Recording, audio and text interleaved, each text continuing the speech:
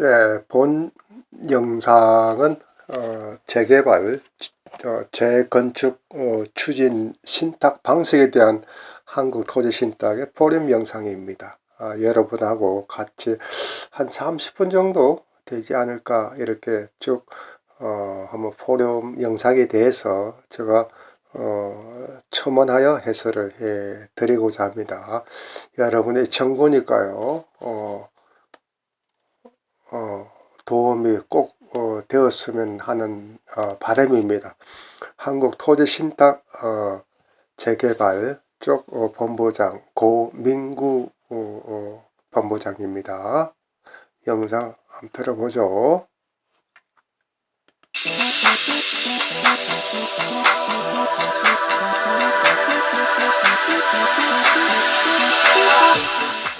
자, 다음은 고민구 한국토지신탁본부장님이 신탁 방식 재개발 재건축 살펴보기라는 주제로 발표해 주시겠습니다. 본부장님은 단상 위로 올라와 주시고요.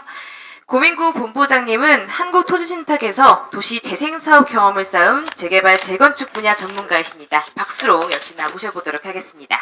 안녕하십니까. 한국토지신탁의 고민구 본부장입니다. 재개발 재건축이 요즘에 많이 화두가 되고 있는데요. 그 중에서 이제 신탁 방식에 대해서 아마 가끔씩 뉴스를 보셔서 궁금해하셨던 분들도 계셨을 테고, 아니면은 뭐 시공사에 계시면서 같이 저희랑 같이 협업하셨던 분들도 계실 것 같은데, 오늘은 일반인 분들은 잘 모르실 것 같아서 신탁 방식의 재개발 재건축 그 방식이 어떤 건지 그런 개략적인 설명을 좀 해드리겠습니다. 원래는 이제 저희 조합사업이라는 게, 정비사업이라는 게 조합장을 중심으로 한 조합 위주로 이제 사업이 진행이 됐었는데, 이제 그러다 보니까 제가 이제 초창기에 그 신탁 방식 이제 하기 전에 조합을 돌아다녀 보면 조합자님들이 대부분 이제 나이가 연세가 많으시고, 할아버지 할머니 한 분이서 이제 조합을 운영해 나가시다 보니까 여러 가지 좀 힘드셨어요. 사실 일하는 것도 그렇고 비전문가다 보니까 어떻게 해야 될지도 모르겠고, 그러다 보니까 이제 정비업체라든지 아니면 시공사에 많이 의존하다 보니까 어떻게 보면 정상적인 사업 추진보다 좀 느리게 되거나 아니면 여러 사건 사고들이 많이 발생이 됐었는데, 그러다 보니까는 이제 2015년도에 국토부라든지 그쪽 정부기관에서 이런 것들에 대해서 조합 방식 말고 다른 방식을 만들어 보자 해서 9월에 도정법을 개정했습니다. 그리고 2016년 3월에 그 법률이 이제 시행되어서 본격적으로 이제 신탁 방식이 이제 도입이 되었습니다. 주요 내용으로는 조합이 설립된 경우에는 신탁사가 사업 대행자를, 그러니까 조합을 어떻게 보면 대행해서 대행자를 하는 방법과, 조합을 설립이 안 돼 있으면 처음부터 사업 시행하라는 사업 시행자 방식으로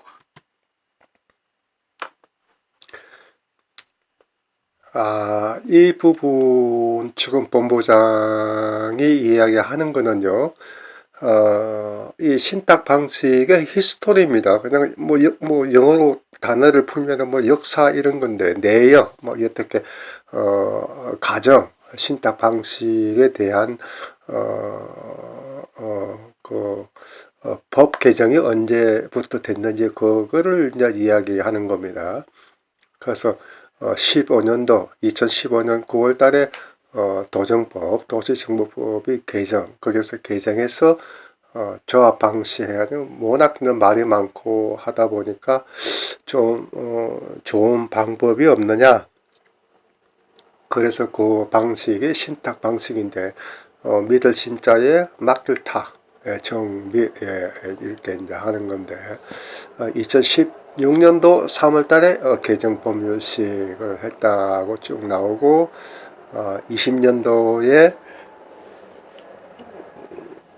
그 신탁사들요, 한국토지신탁, 또 대한토지신탁, 한국자산신탁, 다음에 코람코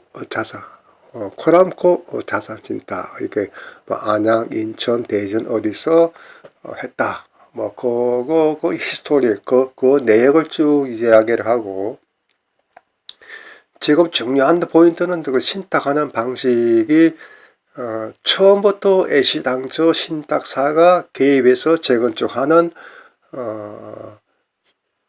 사업 시행자로 선정해서 처음부터 딱 그냥 일을 하는 방식의 사업 시행자 방식, 그거를 이야기하는 겁니다.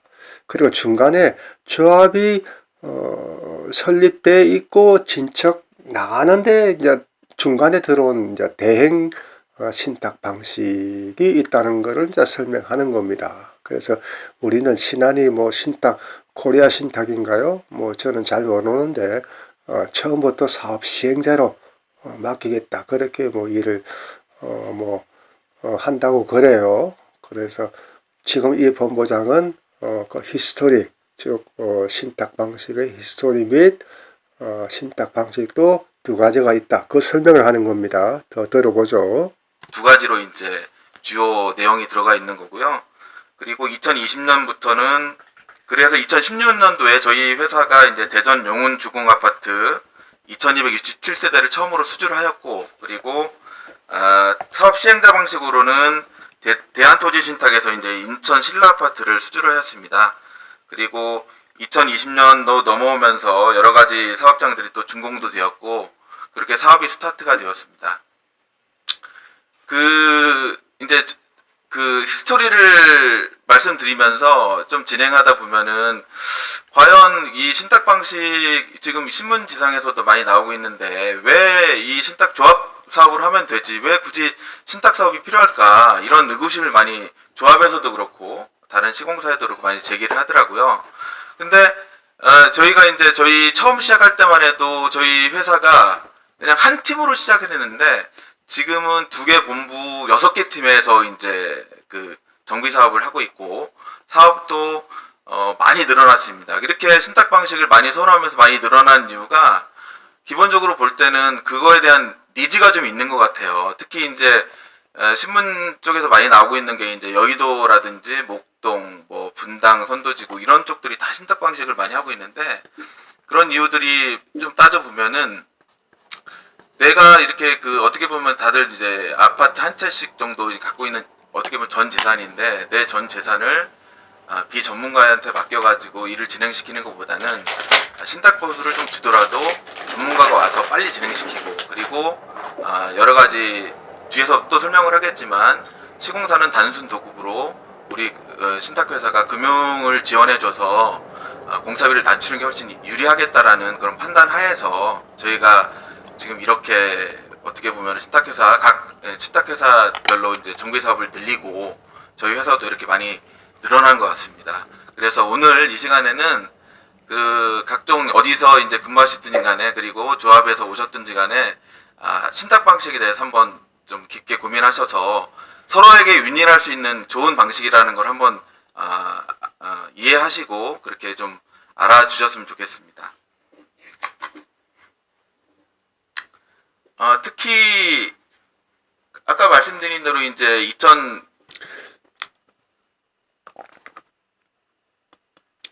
자, 고민규 본부장은 서로 윈윈하면은 얼마나 좋습니까? 예, 얼마나 좋은 이제 멘트를 던졌는데요. 여기 보면은 22년도에 둔촌 주공재건축 공사 중단 사례 있죠. 여기 하면 또 난리를 친데 한번 또 본부장의 이야기 들어보죠. 예. 21년까지는 신탁 방식이 전국적으로 확대돼서 지금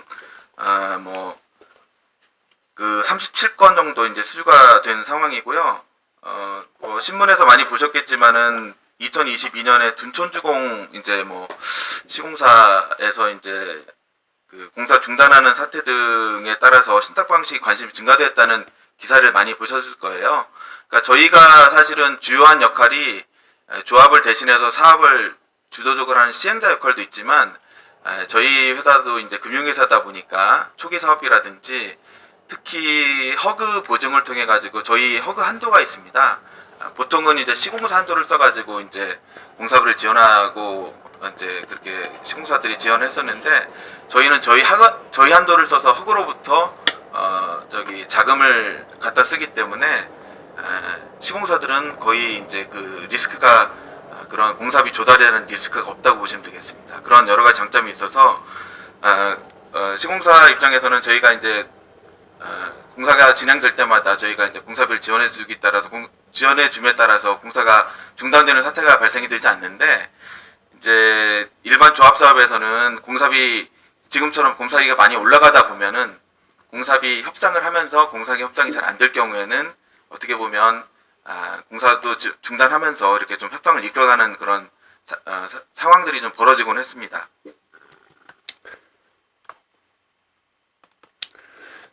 자, 이거 본부장이 지금 뭐 허그라고 하는데요. HUC인데 허그.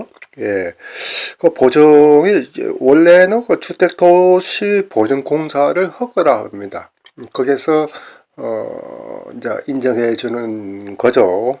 주택도시보증공사를 허그라고 합니다. 그래서 이 본부장께서 허그에서 자금 조달도 해 주다 보니까 이렇게 2022년도 둔전동의 재건축 공사 중단 사태에 이런 일이 발생나지 않는다라는 이제 이야기를 했는데요. 그러면 거기에 재건축에 그 임원들이고 하는 사람은 그 생각을 못 했겠습니까? 예, 그거는 약간 본부장께서 저는 그렇게 생각합니다. 오죽하면은 저렇게 중단합니까? 저렇게 중단하면은요, 조합원들 엄청 올라갑니다. 예, 그래서 제가 처음 오는 지금 본부장께서 뭐 허그라고 이야기 나오니 그 용어 자체를 제가 해설해 준 겁니다. 그래서 허그가 우리는 물론 이제 공기업의 자회사입니다. 한국 나중에 제가 말씀드리겠지만 주택도시보증공사를 허그라고 합니다. 더 들어보죠. 그래서 현재까지 지금 저희가 신탁 방식으로 여러 가지 지금 2024년도까지는 이렇게 많이 추진되어 왔고요. 특히 그 정부에서도 신탁 방식 활성화를 이제 그런 여러 가지 이유 때문에 활성화를 시키자는 그런 생각을 많이 갖고 계셔가지고 그 노후개시 특별 정비법 이런 부분에서는 신탁 그게 이제 일기 신도시법이라고 하는 법인데 거기에서는 신탁 방식으로 할 경우에는 가점을 주게 되는 방안이라든지 그리고 여러 가지 법을 통해 가지고 신탁 방식에 대해서 여러 가지 그 가점을 주고 특혜보다는 그런 장려를 하는 그런 추세에 있습니다. 그 관련된 그 법령에 관해서는 뒷부분에서 좀 상세하게 말씀드리도록 하겠습니다. 지금 본부장이 이야기하는 거는 이제 자기가 한국토지신탁의 본부장, 팀장급입니다. 총괄본부장은 워낙 뭐 고위직이니까요. 그건 팀장이고 본부장을 했는데 물론 그 신탁회사 쪽으로 이제 말을 할 수가 있습니다. 가산점을 준다. 이거는 뭐 글쎄 너무나 약간 오버하는 말이 아니나. 그러니까 뭐 활성화를 하되 신탁 방식을 유리하게끔 하는데 되도록이면 좀 잘 좀 일 좀 해주라. 그러면 너희들한테 점수를 주겠다. 1년마다 평가하는 거. 예. 저도 후배가 국토부에 뭐 실장까지는 못 갔지만 국장까지 한 사람도 있어요. 그래서 지금 이 본부장께서 이야기하는 거는 좀 잘해봐라. 뭐 그런 쪽에 뭐 국토부의 지침을 가산점을 주겠다. 물론 이제 뭐 그렇게 공문서가 내려옵니다. 그 이야기를 하는 것 같아요. 그래서 예, 한번 더 들어보죠. 그 아까 말씀드린 대로 그 정비 사업에 그런 여러 가지 그 조합장으로 구성되어서 추진되는 조합 사업의 문제점이 발생됨에 따라서 여러 가지 많이 보셨겠지만 조합원 갈등 그리고 비리들이 많이 기사화되고 있습니다. 이런 문제점을 해결하고자 저희가 이제 신탁 방식을 많이 지금 저한테 문의도 하고 찾아오는 상황이고요. 아까 말씀드린 바와 같이 이제 시행자 방식은 저희가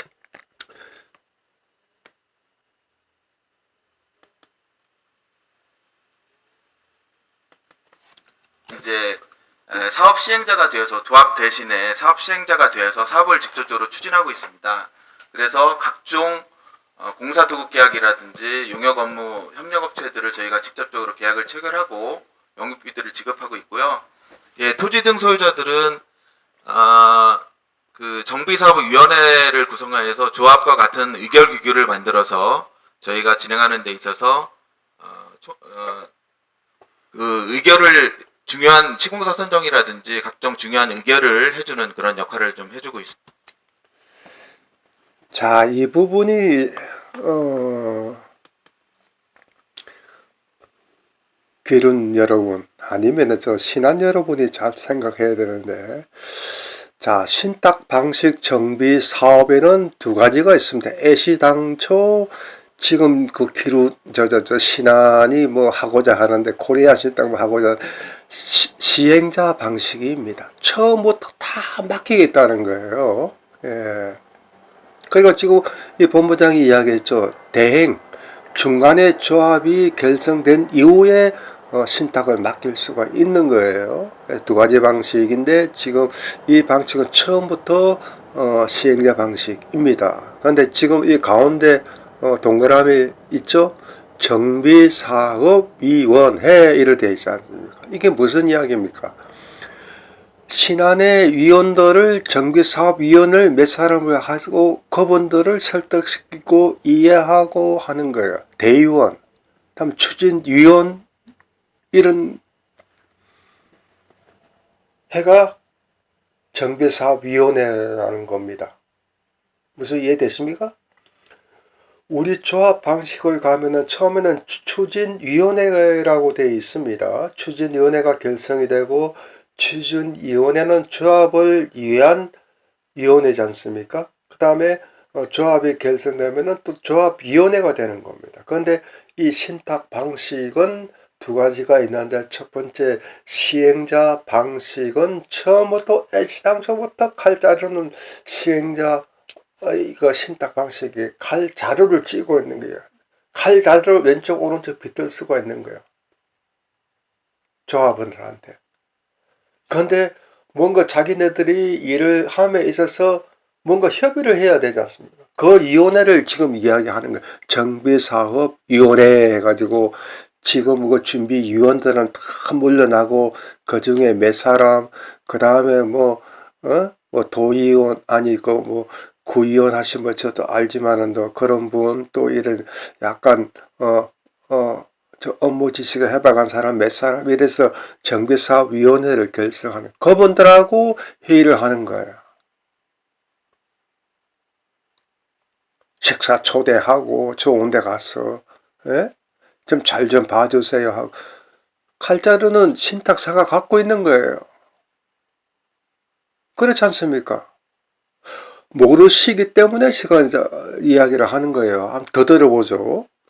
정비사업위원회 지금은 준비위원회 있죠. 싹 물러나는 거예요. 뭐 기론도 지금 말도 안 되는 이야기. 지금 뭐 통합추진준비위원회가 결계사유가 다 있는데 그 합류해가지고 정비사업위원회를 끌어든다는 이야기 아닙니까? 말도 안 되는 이야기를 지금 하고 있는 거예요. 그죠? 더 들어보겠습니다. 본부장 이야기. 사업 대행자 방식은 아까 말씀드린 것처럼 저희가 이제 조합이 기존에 설립되어 있으면 저희가 사업 대행자를 맡아서 어떻게 보면 조합을 도와서 그 사업을 진행하고 있고요. 그 다음에 공사도급 계약이라든지 그런 각종 영역 계약은 조합과 저희 대행자가 같이 계약 체결을 하고 영업비들은 각종 영업비는 저희 사업 대행자가 조달을 하면서 사업을 진행하고 있습니다. 그래서 이 경우에는 조합이 기존에 설립되어 있다 보니까 그 초기에 들어가지 않고 기존 조합에서도 연락이 많이 와서 기존에 그 조합과 저희가 같이 중간에 저희 회사를 대행자로 뽑아서 진행하는 그런 사업 방식이라고 보면 되겠습니다. 자, 영상을 보시는 우리 기룬이나 신한 여러분, 저는 이거를 짚고 있는 겁니다. 이 방식을 하셔야 되는 거예요. 물론 신탁 방식은 이거는 껄끄럽게 생각 잘 안 들어가려고 그래요. 이거는 행시에 딱 붙이는 겁니다. 이거 무슨 이야기입니까? 대행자 방식으로 들어온 거예요. 추진위원회가 결성이 되고 조합이 결성이 되고 조합이 운영을 하다 보니까 삐그덕 해요. 조합을 싸우는 겁니다. 그렇지 않습니까? 그러면 주민들이 소유자 가만히 있겠습니까? 해임합니다. 저 조합장 능력 없어. 뭐 하는 거냐? 그때 외부의 신탁사한테 대행자 방식으로 끌어들이는 거야. 너희들 좀 해줘라. 스스로 줄게. 이 방식입니다.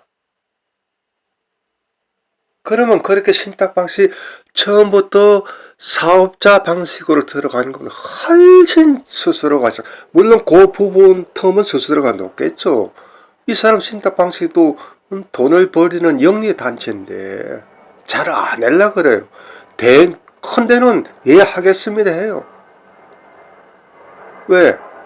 실적을 쌓아야 되니까요. 정부에 가만히 두겠습니까? 너희들은 좋은 데만 골라서 하고 이렇게 좀 안 좋은 데는 일 안 해? 큰일 납니다. 국토부 실장 같으면 얼마나 파워가 셉니까? 실장 밑에 국장인데 국장이 숨 쉽니까? 숨도 못 쉬어요. 그래서 서민들을 위해서 대행자 방식을 만들어 놓은 거예요. 조그마한 아파트에도 너희들이 일 좀 해줘라. 그겁니다. 저는 이거를 원하는 거예요. 조합하고 신탁하고 서로 윈윈, 서로 좀 이익을 최소화시키고, 예? 국가가 하는 신탁 방식이지만은도 그래도 조합원들의 의견을 충분히 수렴을 하고 너희들의 일을 매듭을 짓고 마무리를 잘해라. 이게 대행자 방식이에요.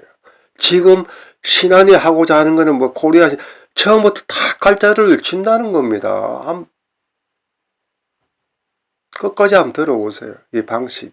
지금 본부장이 이야기하잖아요. 본부장 이야기하면서 이거 이야기를 안 해야 되는데 하면서도 지금 얼굴을 붉히면서 이야기하는 거예요, 지금. 대행자 방식. 저는 이거를 선호하는 거예요. 예? 왜 처음부터 4억, 5억, 6억짜리 아파트를 왜 저런 데 스스로 4% 영상 보셨죠? 4%, 5%면은 엄청납니다. 수수료를 은행 이자 빼고 이야기하는 겁니다. 그거를 가져가는 거예요. 그 사람들 수수방관하고 싸우고 찌질을 벗고도 가만히 있어요.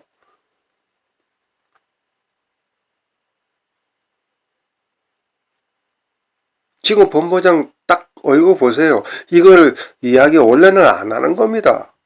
코리아 신탁 했을 것 같은데 저는 안 했을 거라는 거는 확률이 50%는 넘어. 대행자 방식으로 합시다. 그러면 우리는 그런 거 안 합니다. 라고 저 개인입니다. 예? 했다면은 내가 사과를 드리죠.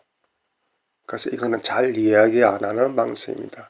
조합이 결성이 되고 문제가 생기고 진척이 안 됐을 때 들어오는 신탁 방식이 이게 대행자 방식입니다. 조금 고순관한 수수료는 처음 들어오는 것보다 수수료는 높아요. 그런데 더 전체적인 이 비용을 보면은요, 예, 더 적습니다. 그리고 신탁 방식 제가 말씀드리잖아요. 1000세대 미만은 절대 저는 선호하지 않습니다. 찢고 벗고 어떤 임원이 두 사람 세 사람의 어떤 능력이 조금 있고 맨파워가 있고 인맥이 있고 이럴 정도면은요, 조합하면은 차라리 조합장한테 어떤 인센티브를 주더라도 조합 방식을 가는 게 맞습니다. 우리 1구역, 2구역은요, 이런 쪽은 애시당초 신탁 방식 중에 시행사를 먼저 선정해서 처음부터 끝까지 가는 게 맞습니다. 시험도 마찬가지요. 이해되시죠? 예, 본부장 이야기 한번 들어볼게요. 이런 사업 방식에 대해서 좀 비교를 해보면 사업 시행자 방식은 아까 말씀드린 대로 사업 시행자가 저희 신탁회사가 되겠고요. 대행자 방식은 조합이 되겠습니다. 그리고 저기 시행자 방식은 저희가 지정될 수 있는 시기가 정비구역 지정 후에 바로 조합 설립 들어가지 않고 바로 사업 시행자로 지정이 될 수 있습니다. 그러다 보니까 조합 설립까지 뭐 추진위원회 뽑고 조합 설립까지 이제 시간이 빠르면 6개월, 늦으면 1년 정도 소요가 되는데 그 기간이 단축된다 보면 될 수 있겠습니다. 자, 신안이나 귀론 여러분, 이게 지금 굉장히 잘 보십시오. 이게 본부장이 얼굴이 안 좋죠. 예, 오른쪽으로 올까봐요. 돈이 안 되거든요. 이거는 정부에서 이렇게 해야 된다 하다 보니까 행식이라고 할까요? 그렇지는 않겠지만은, 자, 처음부터 사업 시행자 방식은요, 모든 게 사업 시행은 신탁회사가 갖고 있는 거예요. 코리아 신탁이나, 예? 한국 토지 신탁이나, 예? 이 사람들의 칼자를 쥐는 거고요. 이 오른쪽은 사업 시행자가 그래도 주체가 조합이에요. 조합이 키입니다. 칼자를 조합이 쥐고 있는 거예요. 이 왼쪽은 지금 신탁회사가 칼자를 쥐고 있는 거예요. 그리고 이 중요한 거죠. 두 번째는 그 다음에 그 시기가 언제냐? 신안에 하려고 하는 거잖아요. 정비구역 지정 후면은 신탁사가 동의 받으면은 저렇게 추진하려고 하는 거예요. 예? 칼자리는 다 신탁회사 넘긴다는 건 10%, 4%, 5% 주면서 예? 한 세대당 몇 천만 원씩 가져가는 겁니다. 신탁사가. 그런데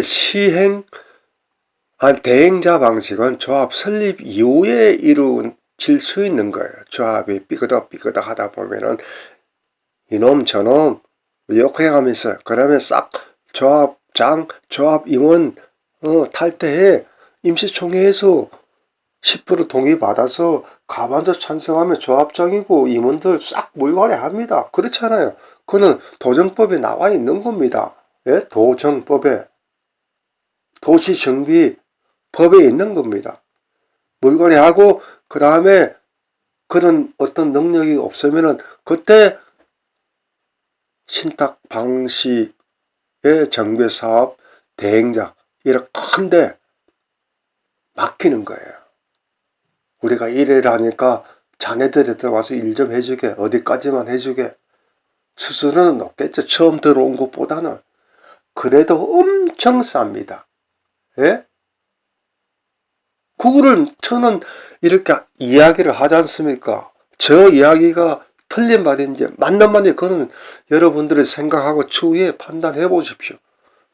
그러니까 책임은 못 진데 저 사견입니다. 그 점을 충분히 여러분들이 이해를 하셔야 되는 거고요. 그 다음에 동의하는 이제 조건은 조합 설립 동의율에 해당하는 동의다. 말이 좀 이상하죠? 예? 이런 토시 하나를 잘 보셔야 되는 거예요. 여러분, 동의 요건에 어떤 거냐? 왼쪽 자요. 조합 설립 동의율에 해당하는 동의를 받아야 된다. 서면으로 받아야 된다. 오른쪽은 조합은 과반수 이상. 이런 게 여러분들요. 예? 여러분 어떻게 생각합니까? 제가 설명드릴까요? 자, 오른쪽 우리가 대행사 조합원을 쭉 구성을 하다가 문제가 생겨서 사업이 진척이 안 돼요. 예? 이놈의 새끼들이 말이야, 철근을 13가닥 들어와야 되는데 10가닥이 들어오고, 모래도 뻥뻥, 바람만 불어도 날아가는 모래 콘크리트 들어오고, 예? 등등. 그 다음에 거의 마무리할 때 그 주방에 있는 자재들이, 그래도 이름 있는 주방 가구가 들어올 줄 알았는데, 이거 이름도 듣지 못한 주방 난리 버릇을 치지 않습니까? 우리 위원들이 나가서 실사를 하지 않습니까? 조합의 임원들이 뭔가 머리가 돌아간 사람이 있으면요, 그 위원회를 구성해야 돼요.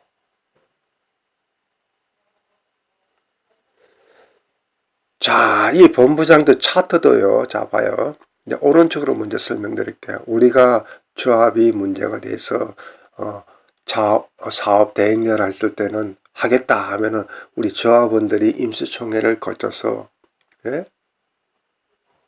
어떻게 합니까? 50% 이상의 조합원들이, 이런 데는 중대한 사업이잖아요. 다 들어와야 된다고 생각해요. 다 참석해야 돼요. 이거는 서명 계류서가 나 없다고 생각합니다. 그거는 내가 모르겠습니다. 거기에 대해서는 내가 찬성합니다. 서류로 내는 게 아니고, 이거는 우리 조합원들이 참석해야 될지인데 정확하게는 모르. 그 가만서 동의를 받아야, 총회 의결이 돼야 사업 대행자가 들어올 수가 있는 거예요. 그리고 이 안건 찬성했죠.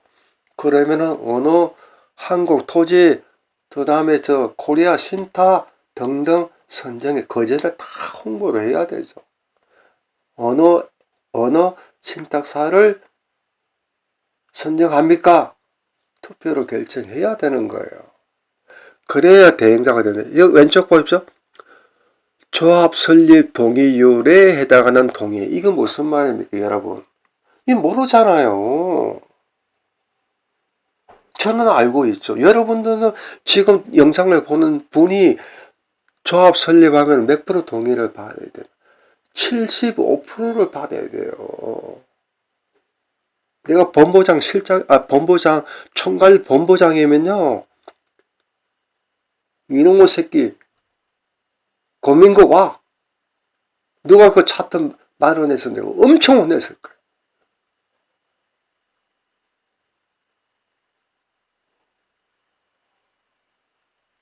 조합 설립 동의율은 3분의 2는요, 엄청 받기 힘듭니다.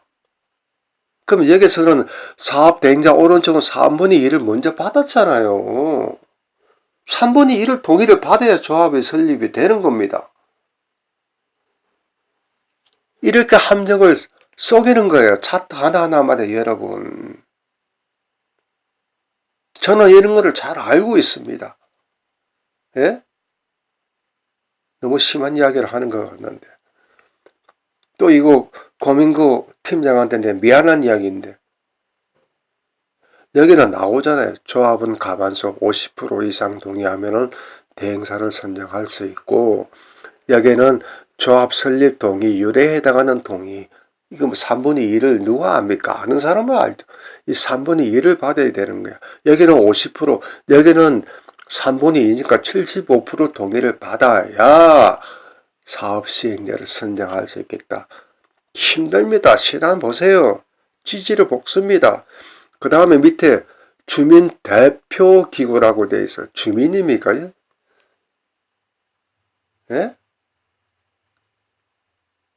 아니, 주민이냐고요.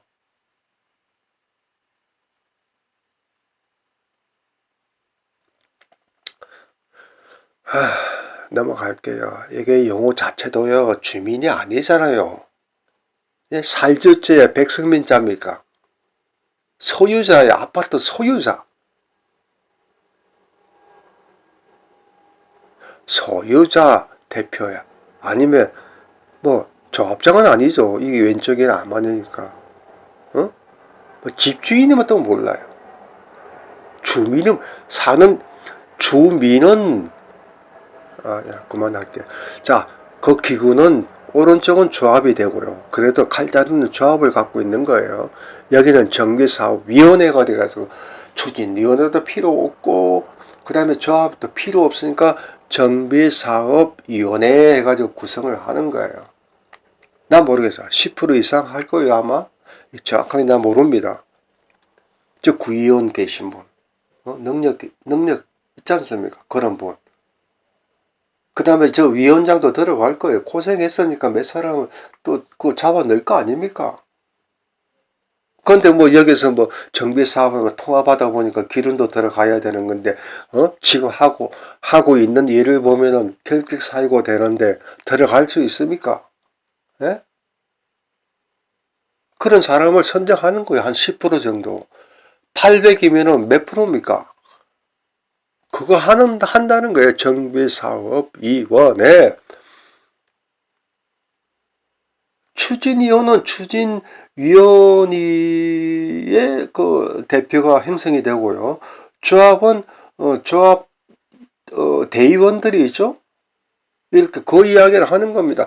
여기 흉내만 내죠. 이 사람은 꿀먹은 벙어리입니다. 못해요. 이쪽 왼쪽으로 사업자 시행자로 하면은요. 칼자루는 저기 있는데 칼자루를 오른쪽 하면 오른쪽에 피가 나고 왼쪽으로 피 나는 거예요. 정비사업위원회. 이해되시죠? 시행규정. 이것도 겁나는 이야기입니다. 내부 규정은 시행규정 하면은 그 사람들의 신탁 방식의 법에 따라서 한다는 거예요. 여기는 조합은 정관에 의해서, 정관이 누굽니까? 우리 조합원들이 만든 법을 정관이라 하는 거예요. 이 왼쪽은 시행규정 하면은 신탁 방식이 정부에서 그래도 검증받은 그 룰에, 그 규칙, 법에 의해서 하겠다는 거 아니에요. 이게 엄청 차이 나는 겁니다. 화가 나네요. 본부적 이야기 한번 더 들어보겠습니다. 이게 이해하십니까? 그리고 동의 요건을 보면 저희가 그 대행자 방식은 과반수 이상 동의를 얻고 있고요. 그리고 시행자 방식은 75% 이상 동의를 얻고 있습니다. 그리고 주민 대표기구는 조합이 되겠고 대행자 방식은 조합이 되겠고 시행자 방식은 정비사업위원회가 되어서 주민 중요한 의사결정을 한다고 보시면 되겠습니다.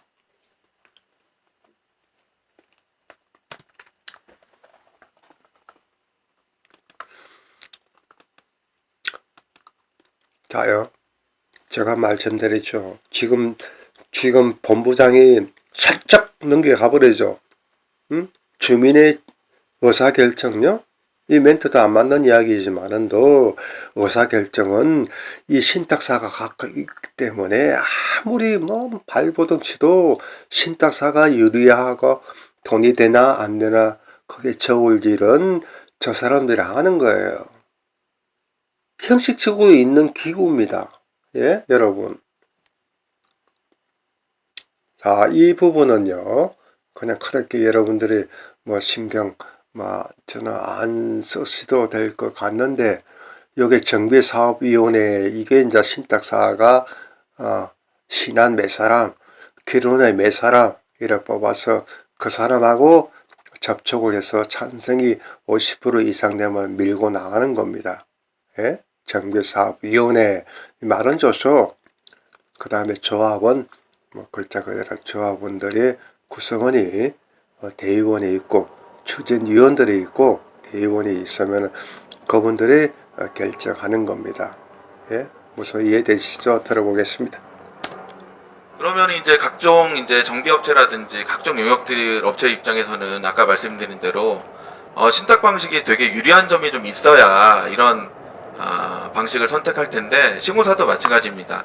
그런 부분들은 아까 말씀드린 대로 저희가 그런 자금 조달이라든지 각종 필요한 그 자금 조달을 저희가 직접적으로 하고 있기 때문에 이런 부분에 대해서 예를 들면은 이제 조합 방식에서는 사업이 중단이 됐을 경우에 그리고 사업이 지방사업 같은 경우에는 경기가 안 좋아져서 사업이 시공사가 참여를 못할 경우에는 사업비를 지급하지 못하고 중단되는 경우가 되게 많았는데 저희가 진행을 하는 사업에 있어서는 그런 사업비를 저희가 직접적으로 조달함에 따라서 원활하게 사업비 지급이 되고 조합을 잘 이끌어갈 수 있는 그런 방식이 될 수 있다고 보겠습니다.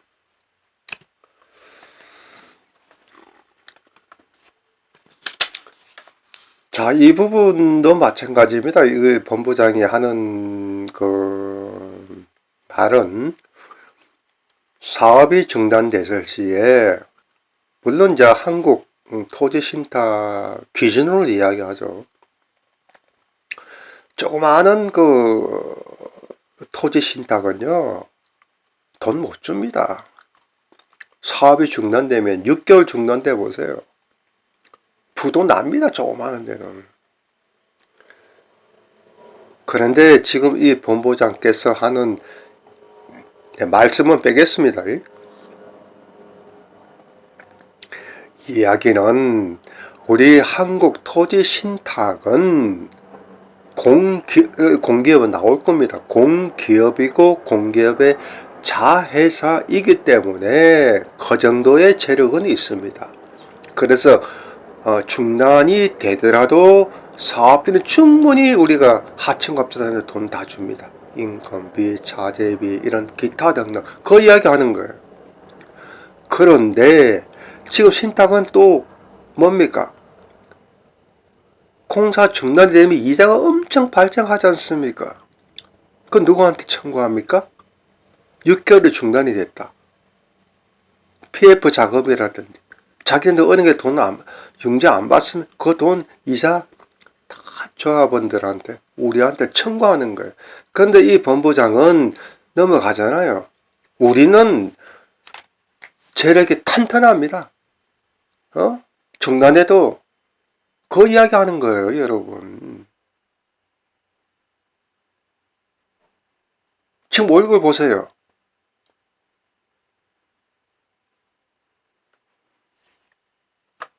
그래서 여러분들이 잘 판단해야 된다는 거예요. 예? 공사기간이 중단되더라도 우리는 작업 능력이 있습니다. 그 PR 선전하는 거예요. 어떻게 생각합니까? 신한 여러분. 개로는 제가 그런 거는 충분히 다음에도 설명드릴 거고. 예? 이 본부장 얼굴 보십시오. 양심의 가책이 있을 겁니다. 다른 신탁사는 그러지 못하는데 나는 이렇게 떳떳하게 한다는 이야기를 하는 거 아닙니까? 넘어가겠습니다. 그 다음 이야기 들어보죠. 그 조합 방식과 그 신탁 방식에 대해서 그러면 조합 방식에 대해서는 저희가 신탁회사가 어느 정도의 그런 공사비를 절감해 주느냐 아니면은 어떻게 진행을 했기 때문에 공사비가 절감이 되느냐 이런 여러 가지 좀 걱정이 좀 있을 텐데요. 저희가 지금까지 진행해온 바로는 그 일부 공사비를 저희가 이제 시공사들이 사업을 진행하다 보면은 여러 가지 자금 조달 문제라든지 아니면 분양성 문제, 마케팅 비용 이런 것들을 리스크 비용으로 좀 감안을 해서 공사비에 많이 이제 추가를 시키다 보니까 일반 개발 사업에서의 공사비와 정비 사업의 공사비가 좀 약간 상이합니다. 그런 부분이 좀 상이하고 그런 비용들을 좀 업을 시키다 보니까 공사비가 많이 올라가는 경향이 좀 있는데 저희 같은 경우에는 시공사가 단순 도급으로 전환이 되면서 공사비가 이제 경쟁을 저희가 이제 그 입찰을 통해서 경쟁을 시키다 보면 공사비가 일반 정비사업 공사비보다 많게는 5% 이상 저렴하게 이제 저희 회사로 입찰을 들어오다 보니까 저희 신탁보수를 주고도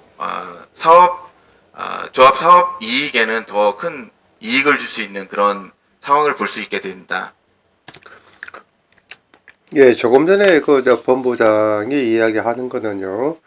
한국 토지 신탁에서는 마케팅 비용, 분양을 또 광고 때리고 해야 되지 않습니까? 마케팅. 분양 또 시행사, 분양만 전문적으로 하는데 또 맡겨야 되잖아. 그런 이야기를 한 5% 수치를 이야기를 하고 그런 점을 뭐 절감할 수 있다 이야기하는데요. 그 점도 언뜻 이해가 안 됩니다. 다 포함되는 거예요. 그 다음에 이 정비사업도 마찬가지로 시공사의 자체 리스크 비용 제외 한번 들어보죠. 예, 어떤 이야기 하는지 분양 비용, 또 비용을 또 예비비, 리스크 비용, 간접비, 자금 조달 금융 비용, 예? 그런 비용이 조합을 했을 때는 부담이 엄청 많은데 신탁 방식을 했을 때는 그 수수료를 주는 것보다는 더 듭니다, 조합은. 그래서 신탁이 더 유리합니다. 그 이야기 하는 것 같는데 한번 들어보시죠. 재료비, 노무비니까 힘쓸 놓자지 않습니까? 인건비 이야기 하는 거죠. 예? 분양료 계약, 뭐 기성물 계약. 자, 이미 기차죠. 참 저런 용어를 글쎄 저도 뭐 한자를 좋아하는데 이미 기자의 일우성자의 먼저 계약인 거 아닙니까? 기승부 계약하고 분양률 계약하고 대비가 참. 야, 본부장 이야기 들어보죠. 아까 말씀드린 대로 시공사는 자금 조달 금융 비용이라든지 리스크 비용, 그 분양 예비비 등에 대한 재경비 비용을 저희 신탁 방식으로 들어오게 되면은 이런 비용들이 저희가 이제 모든 비용들을 저희가 조달하게 됨에 따라서 제외가 됩니다. 그래서 신탁 보수를 주게 되더라도 조합 방식에 비해서 많은 유리한 점이 있다라고 좀 볼 수 있고요.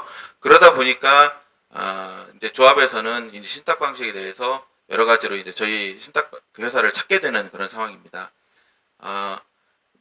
여기에 이제 조합에서 오신 분들이나 그런 분들도 계시고 아니면 시공사에 계시는 분들도 계실 텐데, 그럼 시공사에서는 어쨌든 저런 비용들을 감안하게 됐을 때 좀 유리한 점이 어떤 점이 있느냐라고 물어보실 텐데, 어쨌든 그럼에도 불구하고 시공사는 저희가 자금 조달함에 따라서 그런 여러 가지 안정적으로 공사비를 받아갈 수가 있습니다. 그래서 어떻게 보면 이익률은 좀 줄어들더라도 안정적으로 공사비를 받을 수 있게 따라서 좀 안정적으로 사업을 끌고 갈 수 있게 됩니다.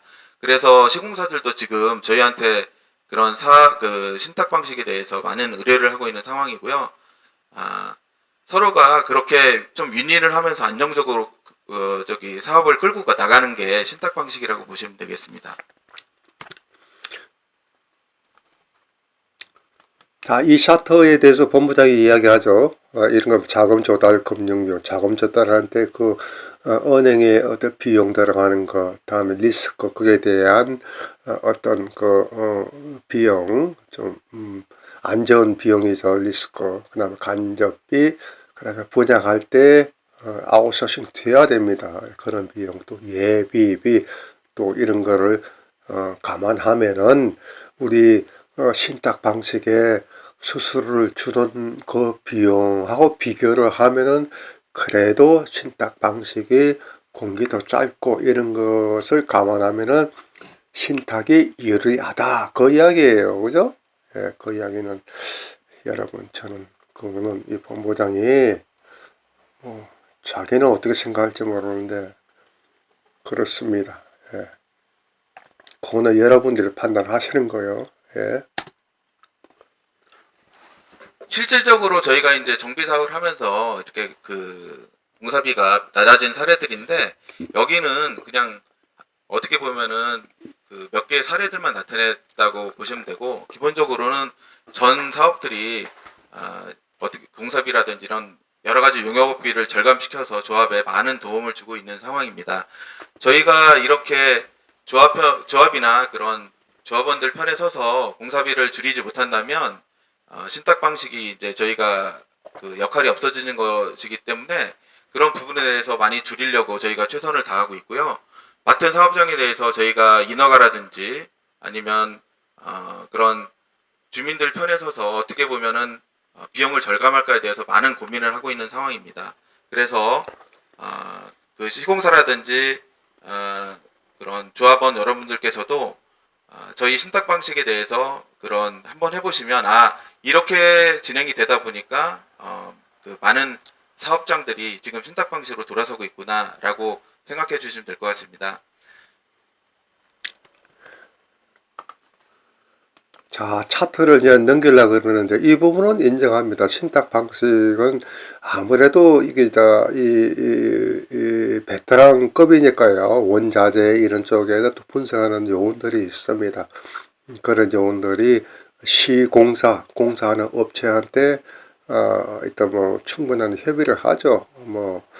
이런 커뮤니케이션 하면은 이상한데, 그런 미팅을 많이 합니다. 예, 그래서 조합으로 하는 방식하고 이 시행사가 신탁을 하면은 거기에 대한 원자재의 단가를 좀 다운해라. 평량이 너무 높다 이거.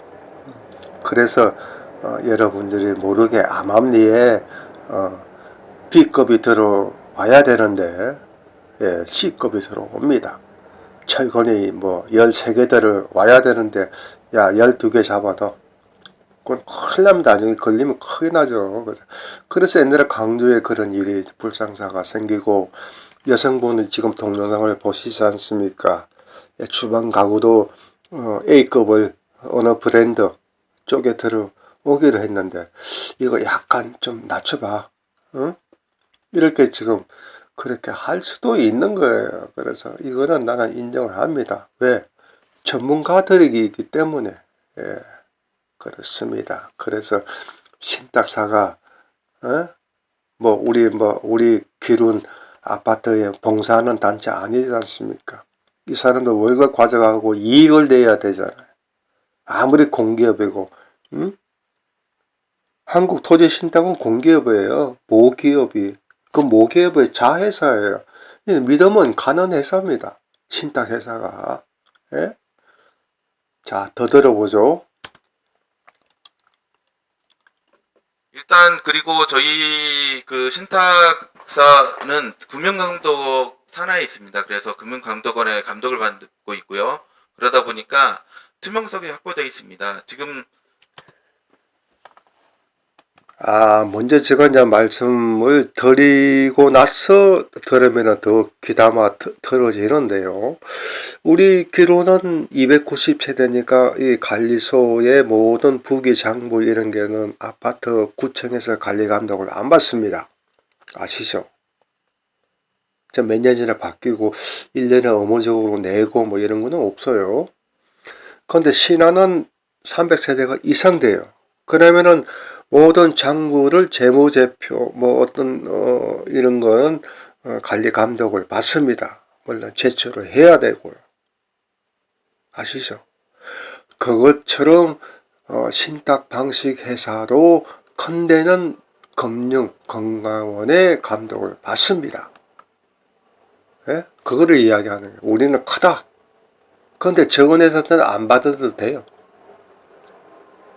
또 이야기하다. 코리아 신탁. 나 이야기 않겠어. 근데 이 본부장은 이야기 하잖아요. 우리는 건강원의 감독을 받는 신탁사다. 이게 중요한 겁니다. 큰 회사라는 거지 않습니까? 여러분, 마을금고가 건강원의 감독을 안 받는 거 아십니까? 금융감독위원회의 감사 나오면 쩔쩔쩔쩔 맵니다. 1 더하기 1이 3이지 하면 3입니다 합니다. 무서운데요. 건강원이라면 암행의사가 온다면요. 그 사람은 빠꼬미 중에 빠꼬미인데 그 이야기 하는 거예요. 조그만한데 나한테 안 받는 걸로 알고 있어요. 그 이야기 합니다. 들어보시죠.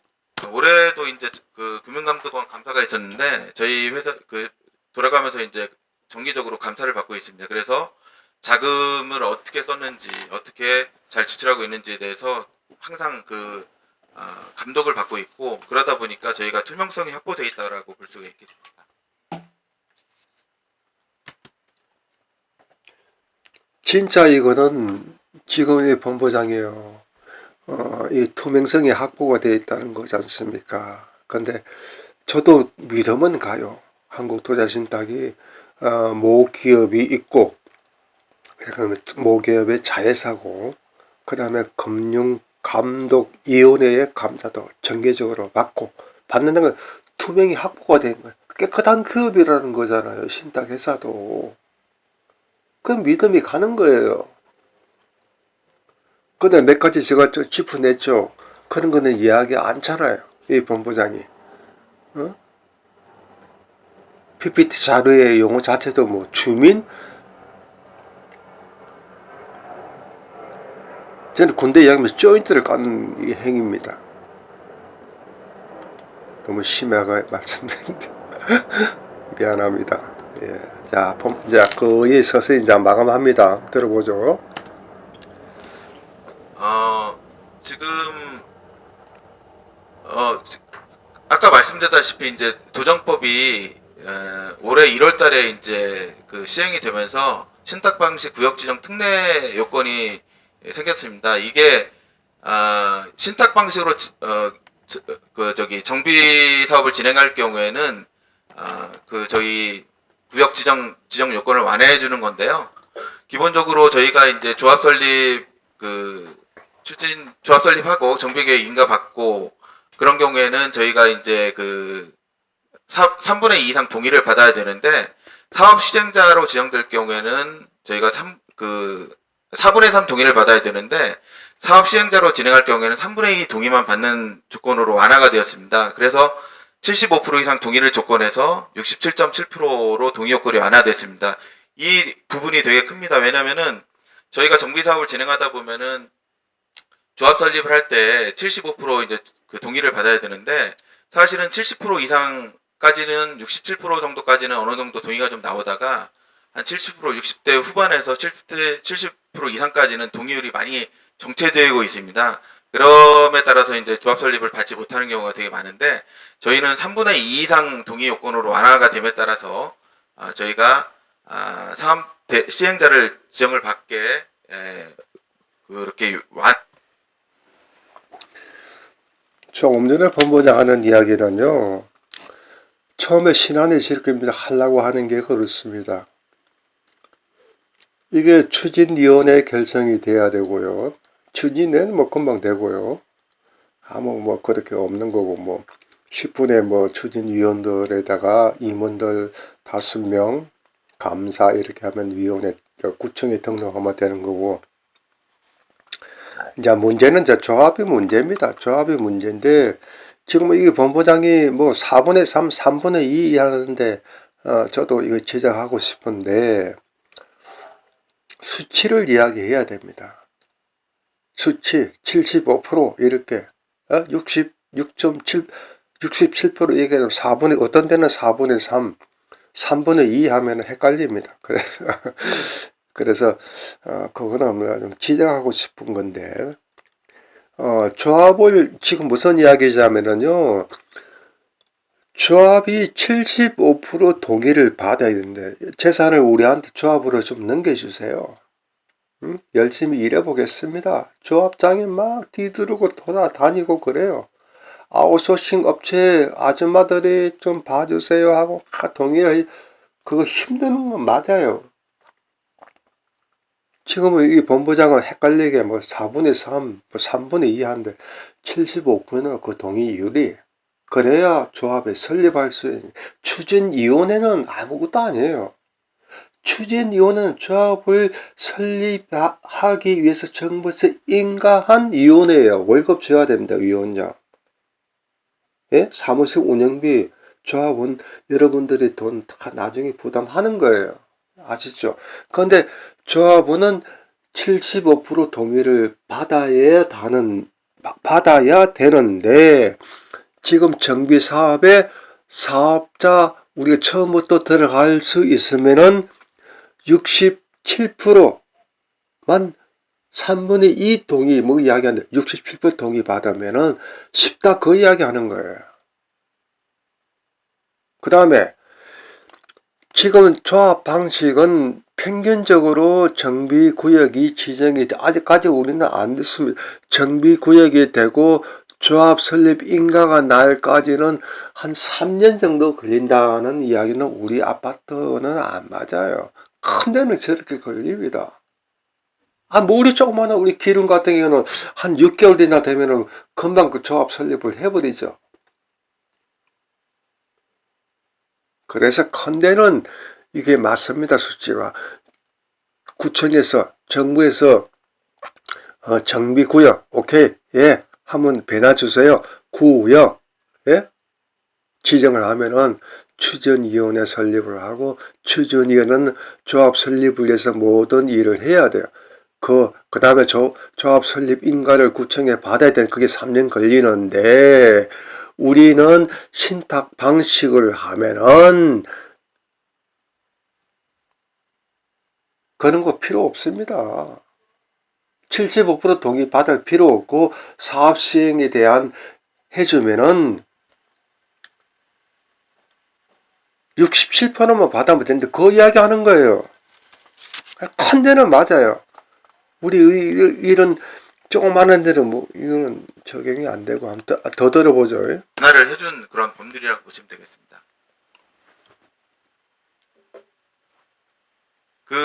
그리고 이제 저희가 정비구역 지정부터 조합 설립 인가까지 평균 3년 이상 소요가 되는데 요 부분이 저희가 이제 저희 신탁사로 진행이 되면은 그 3년 그 소요되는 부분이 저희가 들어가면서 한 1년 이하로 많이 사업 그 기간이 단축된다고 보면 되겠습니다. 잠깐만 그 이야기 지금 하는 거지 않습니까? 큰 연립이고 이런 거는 이 참 1구역 2구역 저 시행 같은 경우는 그래 걸릴 수 있어요. 그런데 우리가 신탁 방식에 들어가면은 67% 동의만 받아오면 되니까 빨리 진행한다 그 이야기예요. 그래서 제가 이야기하지 않습니까? 신안은 우리 290회는 뭐 6개월 되면 조합 설립할 수도 가능성이 높습니다. 추진위원회 한 1년만 운영하면은 그거 천천히 다 하고 설득하고 해서 참 능력 있는 제가 능력 있다고 이야기는 못 하겠지만은도 지금 본부장이 이야기하잖아요. 그런데 3년 걸리고 우리는 1년 만에 한다. 그래서 빨리 입주한다. 그 이야기를 하는 거예요. 그리고 아까 말씀드린 노후개시 정비 및 지원에 관한 특별법 1기 신도시법인데요. 여기에서는 정비 구역 그 선도지구를 선정하는 데 있어서 저희가 신탁업자인 경우에는 가점을 주게 돼 있습니다. 그래서 여러 가지 그 관련된 이 1기 신도시법에서도 그래서 이제 여러 가지 그런 그런 것들이 좀 있어서 지금 각종 분당의 각종 그 단지들이 지금 신탁 방식으로 다 대부분 지금 진행하고 있는 상황입니다. 그리고 내년 2월부터 시행될 그 도심복합 지원에 관한 법률이 아까 말씀드린 대로 이거는 신탁사만 할 수 있는 법률이 새로 개정되어서 지금 시행을 앞두고 있습니다. 이 경우에도 토지등 소유자 4분의 1 이상 면적 10분의 1 이상 동의가 있으면은 사업 예정자가 결정되고 그리고 3분의 2 이상 토지 소유자가 동의됐을 경우에는 저희가 사업 시행자로 저희가 지정받을 수 있습니다. 이 경우도 도심복합을 저희 활성화하기 위해서 이제 내년 2월부터 시행이 될 건데 지금 이것도 중대한 이야기인데 지금 이 포럼이 2024년도 부동산 개발 포럼이에요. 근데 지금 본부장은 2024년도니까 내년도 올해죠. 그래서 뭐 사업 시행자는 뭐 3분의 2 동의만 되면은 시행자를 선정할 수 있다. 그 이야기를 하고 뭐 인센티브 어떤 메리트를 준다는 그 이야기를 하는 거예요. 여기도 문제점이 많은데 그거는 뭐 추후에 제가 이 정보를 제공을 해 드리고 합니다. 그 이야기를 하는 거예요. 올해죠, 올해. 예. 25년도 2월 7일 날. 그거는 제가 왜냐면은 조심스러운 게 그렇게 됐는지가 모르겠어요. 국토부에서 지정을 한 건지 법률적으로 시행하겠다 이래 돼 있는데 이 본부장은 어떤 제안을 지금 이야기하는 거예요. 뭐 얼굴은 좋지 않아요. 얼굴은 좋지 않아요. 그래서 이게 신탁 방식이라는 게 참 힘들어요. 더 들어보자. 거의 이제 마무리하는 겁니다. 많은 지금 저희가 서울 시내라든지 경기도 쪽에 역 주변에 있는 도심복합 개발 관련된 그런 사업장들을 지금 열심히 검토하고 있는 중입니다.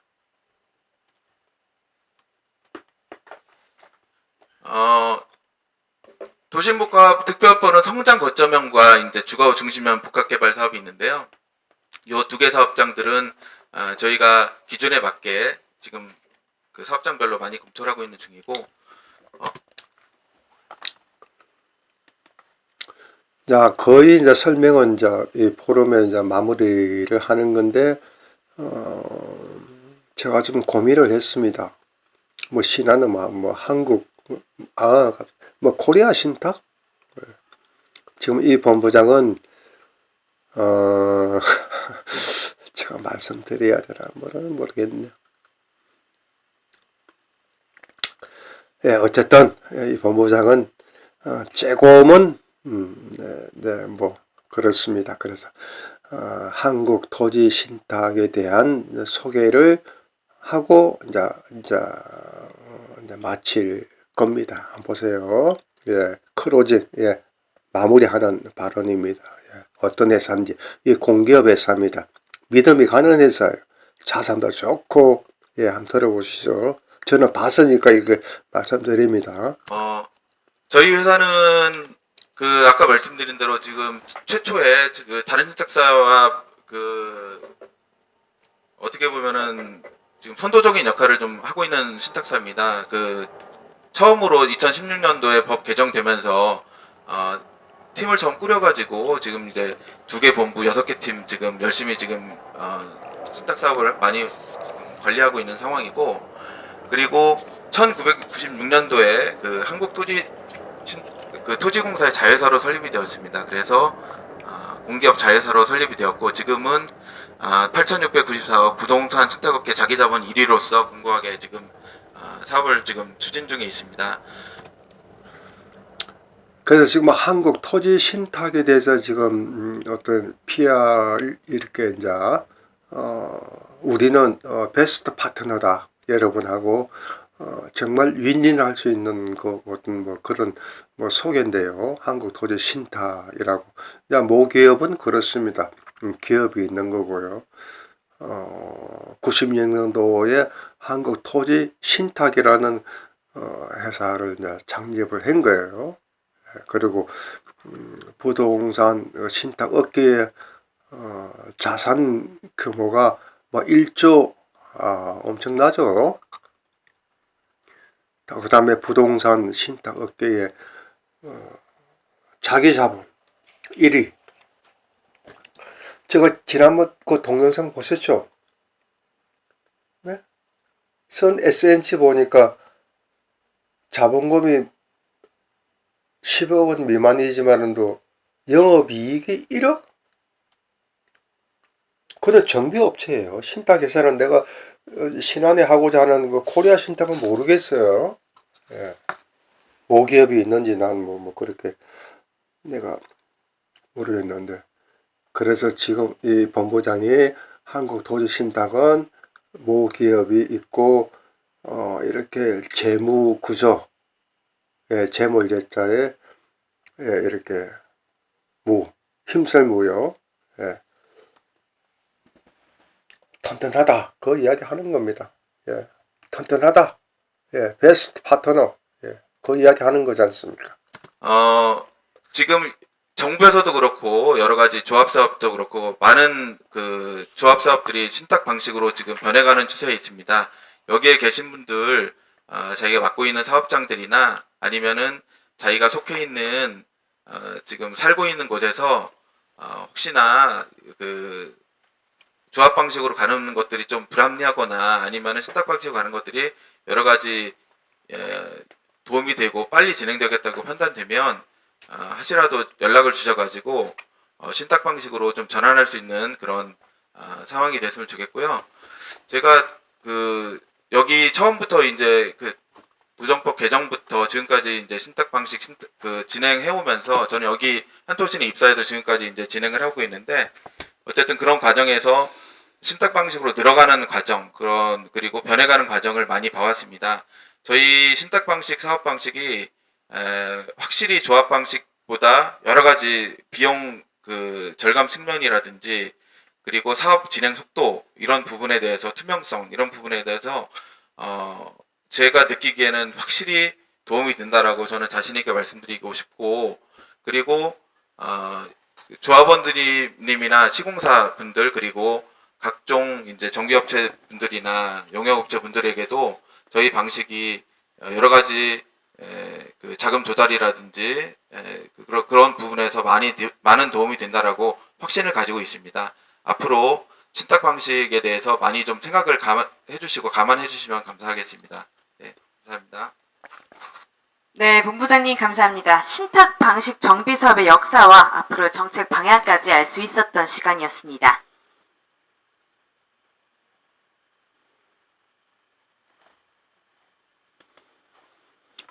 자, 여러분, 어떻게 보셨는지 모르겠는데, 저는 뭐, 신안 파크 주민 여러분들이 이 영상을 많이, 보았으면 하는 바람도 없지 않아 있습니다. 그래서, 우리 이 신안, 그 다음에 위에 우정, 미성연료에 반한다고 또 이야기, 또 문자가 온 적이 있습니다. 미성 아파트 열 몇 세대 분인데, 그분들도 또 무시 못합니다. 그렇잖아요. 사람 살아가는데. 이 새끼, 저 새끼 욕도 하고. 어쨌거나, 지금 우리 신안, 그 다음에 기룬, 저는 기룬인데 290 세대고 19점 보고요. 그 다음에 신안, 예. 어쨌든 저는 이 영상을 보여줬는데 잘 생각하시고 소유자 여러분들이 냉철하게 판단하셔야 된다는 의미로서 이렇게 저는 짧은 지식, 짧은 어떤 인맥, 짧은 정보를 해서 이거 참 소유자분들한테 해드려야 되겠다는 마음으로 이렇게 지금 전달하는 바입니다. 여러분, 오늘도 이 영상 시청에 감사드리고요. 추후에 또 좋은 정보 있으면 또 올리겠습니다. 여러분, 고맙습니다. 예, 즐거운 오늘 잘 마무리하십시오.